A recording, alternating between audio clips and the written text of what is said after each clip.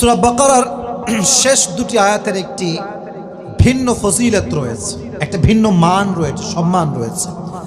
আল্লাহর হাবিব সাল্লাল্লাহু আলাইহি ওয়াসাল্লামকে একজন সাহাবী বলল, ইয়া রাসূলুল্লাহ, পুরো কোরআনের ভিতরে সবচাইতে মর্যাদাপূর্ণ সূরার নামটা কি?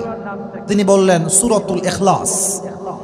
ওই সাহাবী বলল, ইয়া রাসূলুল্লাহ, কোরআনের ভিতরে সবচাইতে মর্যাদাপূর্ণ আয়াতের নামটা কি? উনি বললেন আয়াতুল কুরসি। এবার সেই সাহাবী বলল, ইয়া রাসূলুল্লাহ, কোরআনে এমন কোন আয়াত রয়েছে যে আয়াতটা পড়লে আপনি মনে করেন আপনিও লাভবান হবেন, আপনার উম্মত লাভবান হবে? কোন আয়াত রয়েছে?